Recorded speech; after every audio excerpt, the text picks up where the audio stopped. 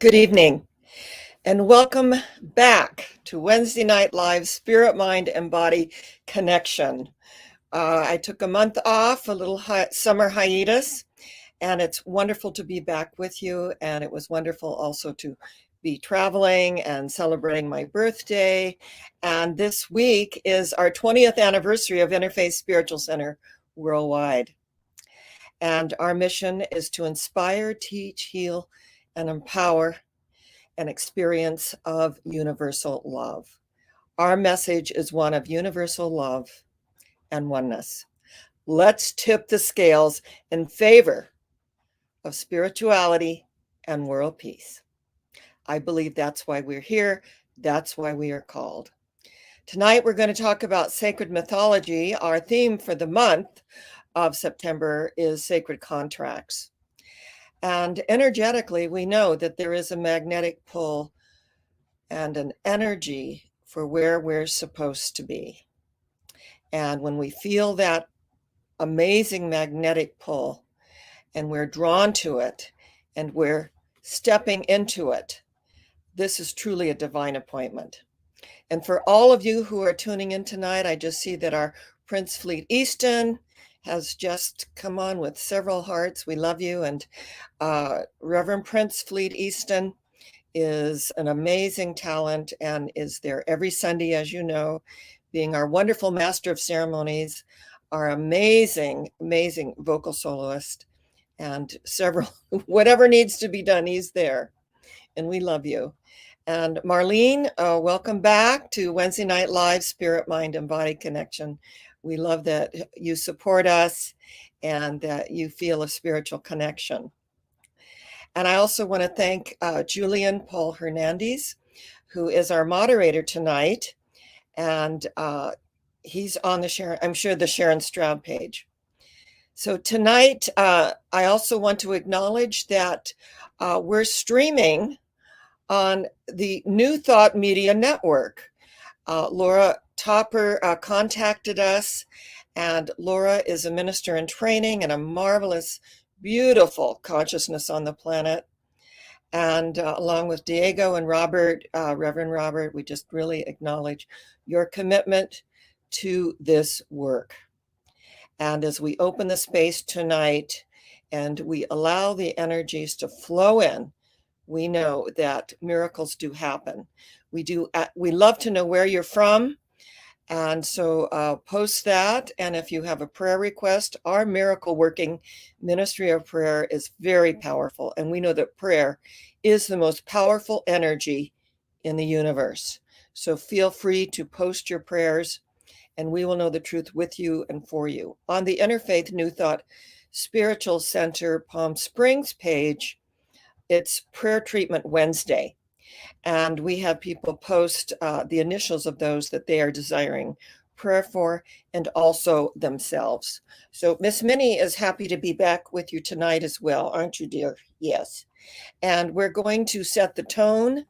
If you recall, we set the tone with our beautiful ancient Tibetan bells that resonate to the heart chakra, remembering that a chakra means, in the ancient Sanskrit, a wheel of spinning energy in a clockwise fashion. We have 7 major chakras within this body temple, and we know that we are in balance.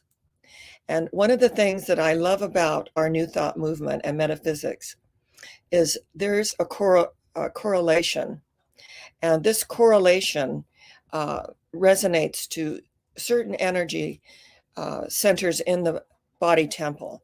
And we know that this body is a temple of the living God, right?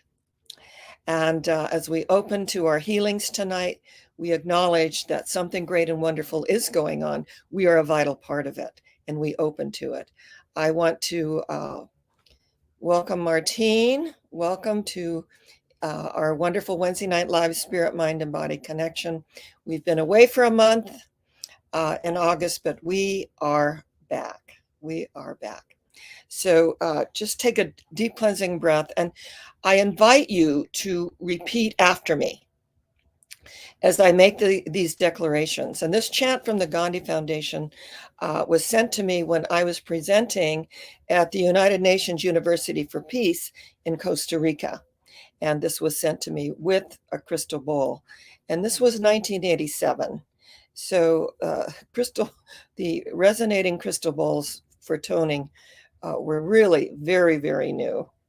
And now it's just amazing. We have all these sound baths and wonderful opportunities to really be in the energy of the singing bowls. But tonight we're going to use our ancient Tibetan bells. And as I make the declaration from the Gandhi Foundation, feel free to repeat after me. If you don't feel comfortable repeating after me, just silently say it to yourself. We are setting the tone.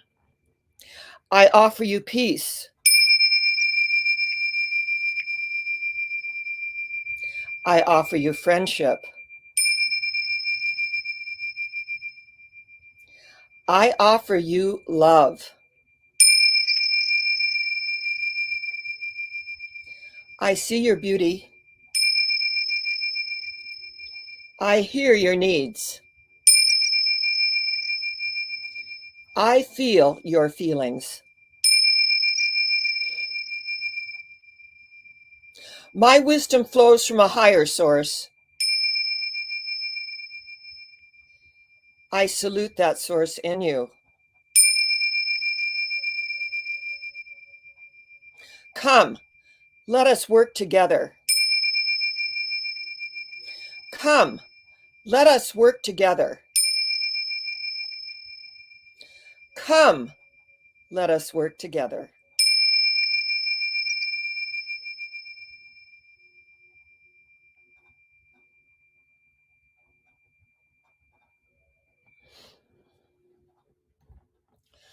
Right now, somewhere in the world, a Jew is saying her prayers, a Hindu is chanting a mantra, and a Buddhist is kneeling at her sacred shrine.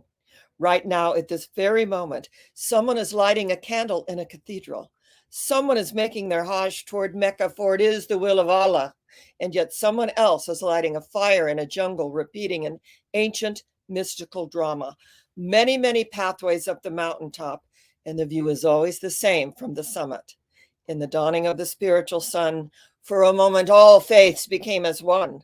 The Christian, Buddhist, Muslim, Jew became as one and somehow knew that mystic voice that calls to me, oh, yonder, yonder person, I am thee.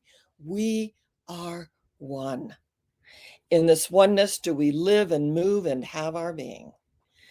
In this oneness, we move beyond color, race, creed, sexual orientation, and political affiliation. The blood that courses through my veins is the same color of the blood that courses through your veins. We are one. And so it is. And so it forever shall be. So tonight we're looking at sacred mythology. And I love this topic. Remember that science of mind, the New Thought movement, science of mind, was originally called religious science. Now, many of the new ministers coming up took exception to religious science because it was confused with Scientology and has no relationship whatsoever. However, they wanted to be called Centers for Spiritual Living. And then people, get it. This is a spiritual center. And when Dr. Ernest Holmes, the founder of the Science of Mind religious science, they're synonymous, was asked by a journalist in one sentence, what is religious science? And he said, the laws of science, the opinions of philosophy, the revelations of religion applied to human need and the aspirations of every living soul. The aspirations of every living soul. And Dr. Holmes always said that we take our good wherever we find it. So religious science, science of mind, centers for spiritual living are a correlation and a culmination of all the great religions that the best from all were taken. And at the deepest level, we know that we are one. And in this oneness, regardless of our path, many, many pathways up the mountaintop. However, the view is always the same from the summit. We look out on the same view. So there may be a Muslim path, a Buddhist path, a Christian path. There may be a path of ancient Indian revelation. It matters not. But that which is within each and every one of us. In fact, just for a moment, place your hand on your heart. Feel the beating of your heart. I believe that we were given a heart so that we would live one moment at a time, beat, by precious beat, moment by moment, by precious moment. And that this heart center opens to one another. Remember, the heart, it's the seat of the soul. It's the doorway to the soul. Jesus, who became the Christ, said, where your treasure is, there your heart will be also. And the psalmist, keep your heart in all diligence, for out of it come the issues of life. Keep your heart in all diligence, for out of it come the issues of life. So tonight, when we look at our sacred mythology and the golden mean and that golden thread that links us as one in the acknowledgement and new thought, the new thought movement, we take Holy Communion every day, every time we greet one another. That is Holy Communion. We are communing one with the other every time we embrace each other, when we see each other in that knowingness. In fact, I was voted in 6 years ago as the president of the International Foundation for World Peace and Research. This was at our African conference at Madonna University. I was presenting to 25,000 students and faculty. Doctors Without Borders were there, Attorneys Without Borders, professors. They all had something that they would present to the students. And on one particular occasion, I walked in and we had a special, group, and a board was formed for the International Foundation for World Peace and Research. And they said that we have voted you as president. Well, I was absolutely stunned. I'm the minister from Palm Springs. Here's Dr. Danny Schumad, who is the chief of staff of the Hamburg University in Germany. He's the chief of staff. Here are our Doctors Without Borders, our professors from Croatia and Poland, coming in and presenting. Our beautiful doctor from India, Dr. Natarajan, who became a very good friend of mine. And I went to India for almost a month and I had an amazing experience. I presented at their Pongal festival, and then he had me chauffeured all over India, flown to Delhi so I could spend the day at the Taj Mahal, then up to Jaipur to the Pink Castle and to ride the elephant that I said, is it all right? Do you mind if I ride you up to the castle? And I got, kind of like the trunk going like this. So it was okay, right? So some amazing experiences, but I felt, I declined. I did not feel that, I was as qualified as everyone else in the room from all of academia. And Dr. Danny Schumad said, when you speak, we learn.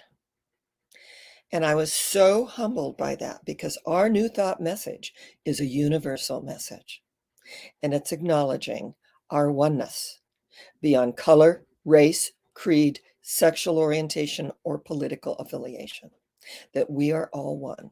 So when we're looking at the New Thought movement and creating ritual space, and unfortunately, some New Thought centers and ministers have thrown out all ritual. However, I feel that certain rituals keep us connected to our spiritual DNA. So every Palm Sunday, I do a baptism with a rose. Now, in New Thought, we baptize babies with the rose. The rose is the symbol of perfection, and it unfolds petal by beautiful petal, and it blooms into something amazing, and the fragrance permeates the energy field. And I thought, I'm doing these christenings for babies, and I feel that, once a year we should recommit to our spiritual life. So I instituted these christening services, these baptisms with the rose, every Palm Sunday, to recommit to our spiritual life, to let go of the year, what no longer served us, and recommit to our spiritual life. So in our sacred mythology, when we're not being submerged in water, and I have been baptized in other religions as a child, I mean, completely submerged. And water is very sacred. Water is cleansing, it's a purifying energy, and it allows us to let go and let God do what God does best by means of each and every one of us. And what does God do best by means of each and every one of us? Extend love. That's what God does by means of each and every one of us. So it's really fascinating on a very deep level that when we look at our sacred mythology and how far we've come, and that as we create ritual space, now every morning I get up, I light incense. I call it recharging the energy field. I have, I had an assistant minister once, why do you do that? She thought it was just so weird.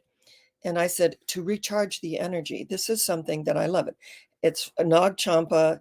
It's from the Sai Baba ashram in India. It has a beautiful fragrance, and it recharges the energy field, and it recharges me.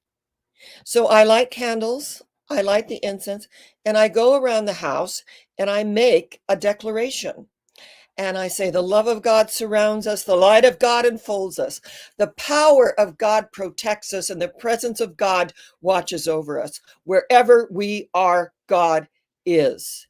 Only good flows to us because only good flows from us. All cause, effect, record, and memory of that which no longer serves returns to its native nothingness from whence it came, because in truth it is neither person, place, nor thing, only the life and the energy that has been given unto it.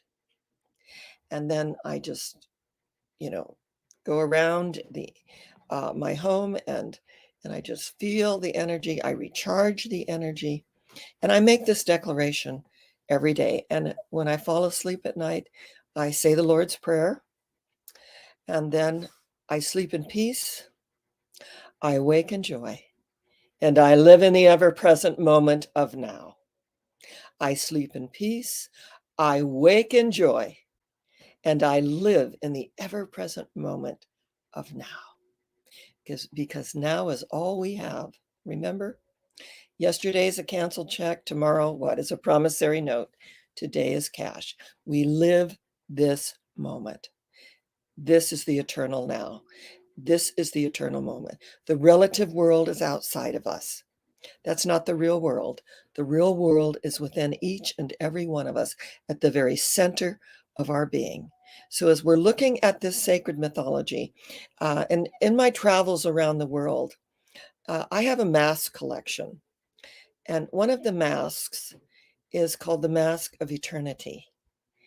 And it is so serene and so beautiful. And in my home in Palm Springs, I had, a whole wall dedicated to my travels and to these amazing masks.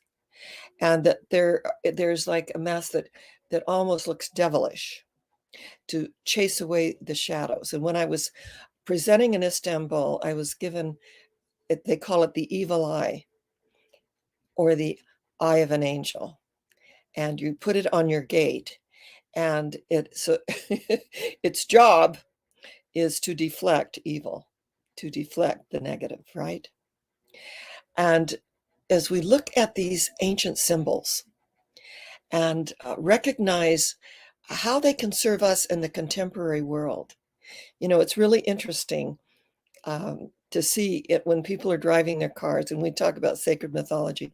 What do we see mostly around rearview mirrors? I see rosaries. And having been Catholic, I have a very beautiful experience of Catholicism and the saints.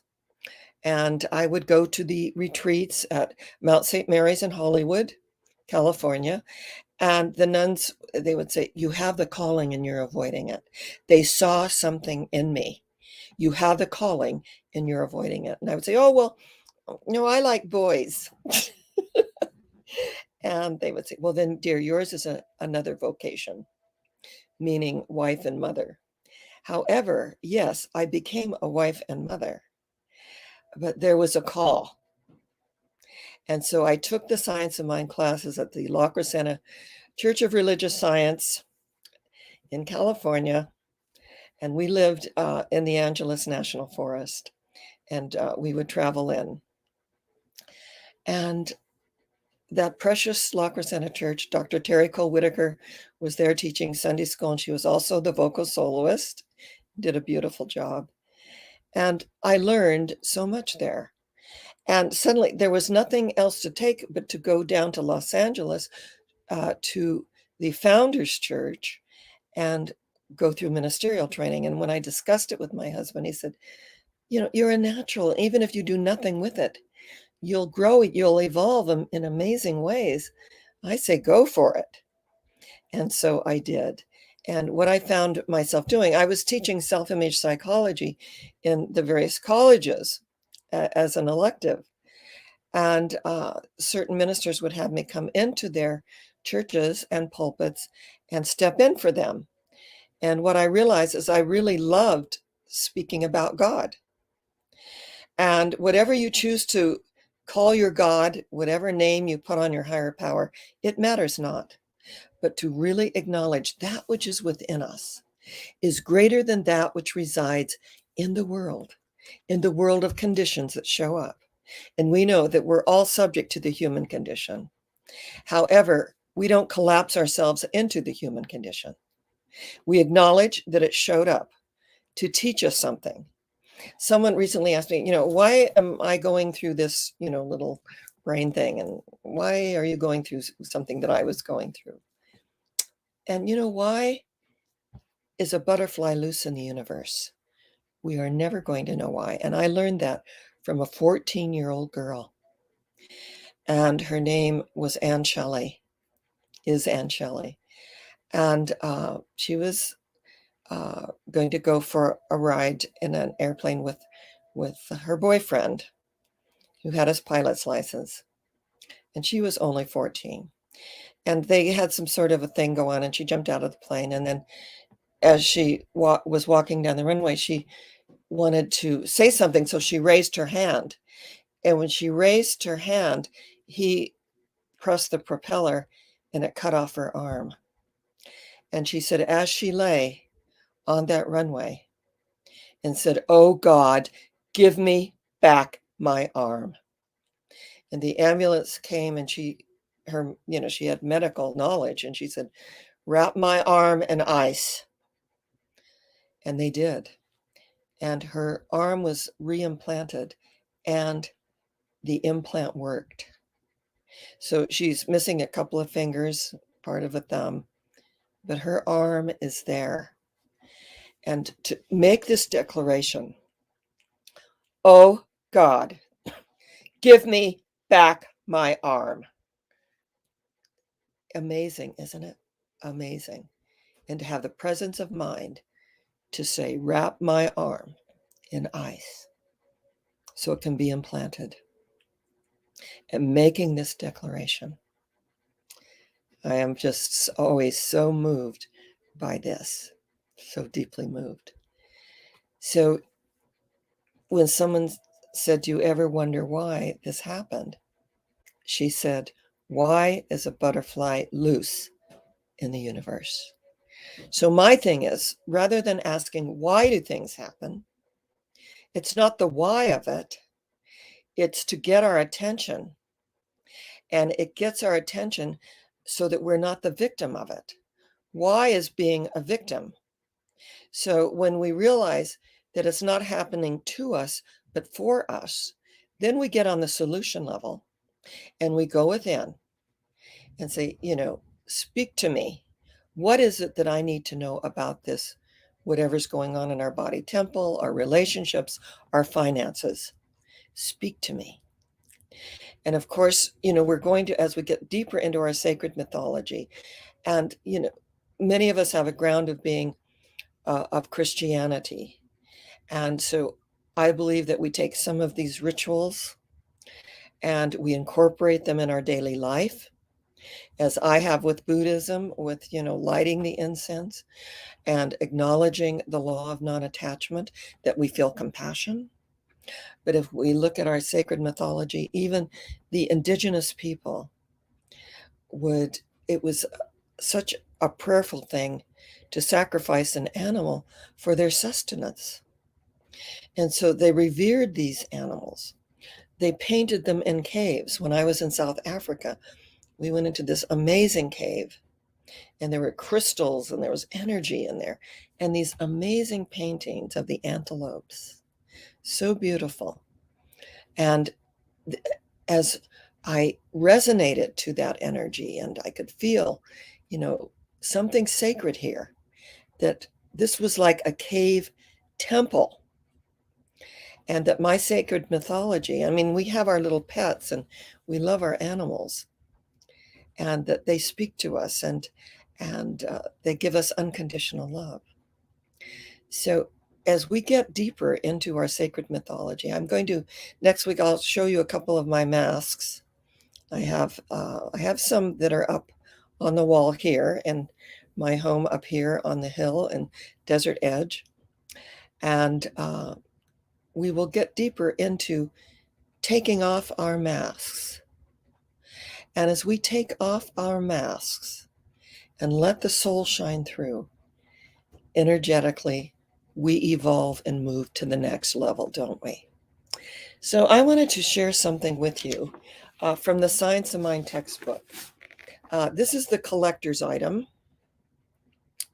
And in the back of the Science of Mind textbook, there are some beautiful meditations. This says, "Arise, my spirit. Arise, my spirit, arise and shine.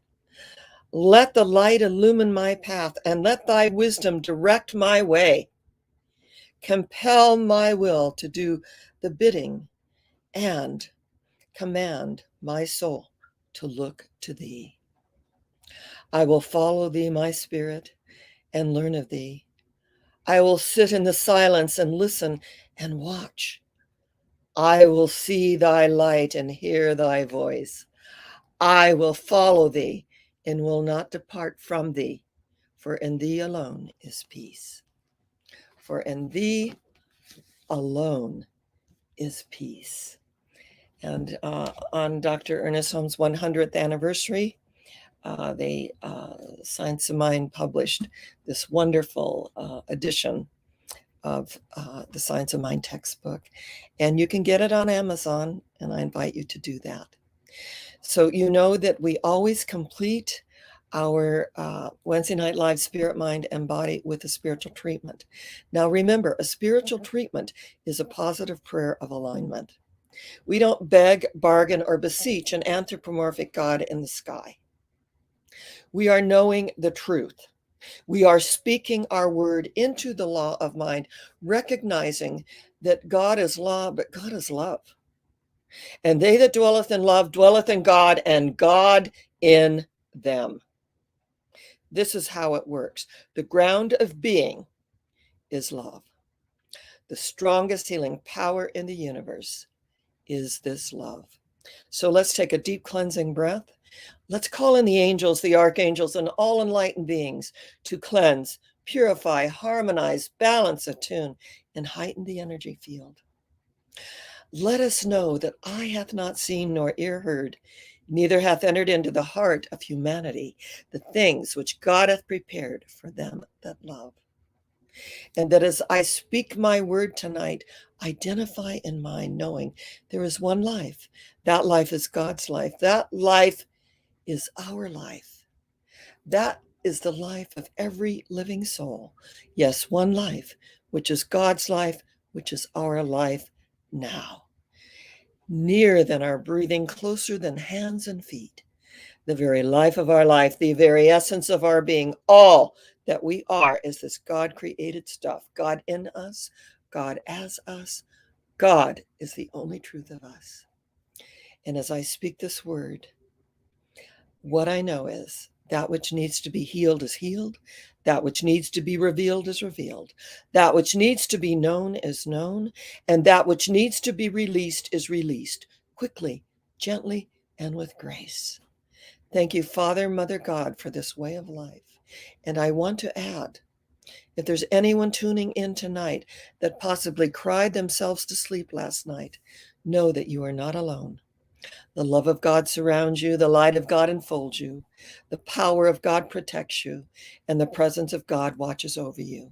That wherever you are, God is, and that makes all the difference. Any plant which the Heavenly Father hath not planted is rooted up, and wherever pain seems to be operating anywhere on the planet, the presence of God is. Let us send our love and energy to Afghanistan and all the Afghanis that have been driven out of their country. Let us just send them love.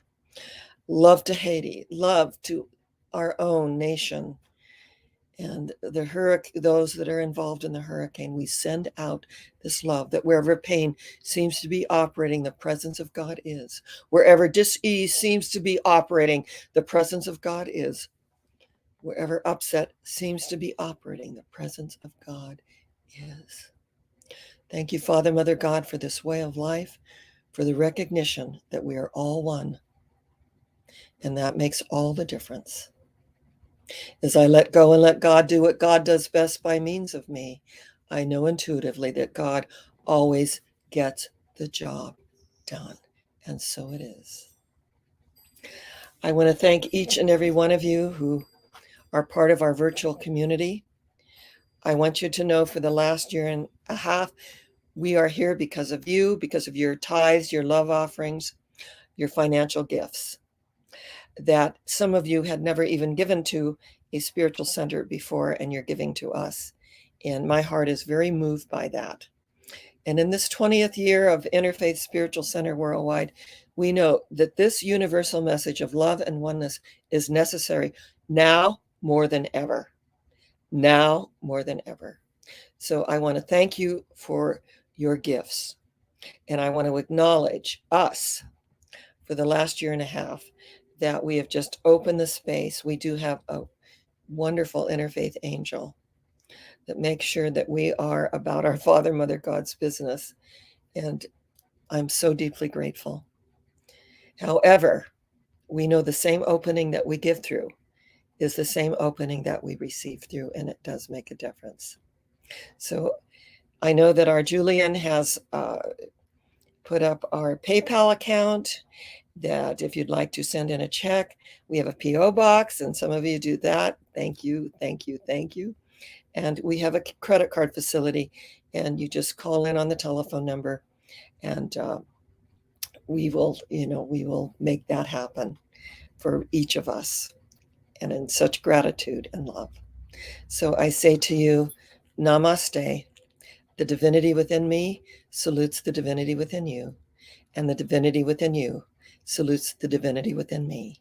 And if I am in that place in me, and you are in that place in you, there is only one of us. Namaste. I say shalom, the peace that passes all understanding.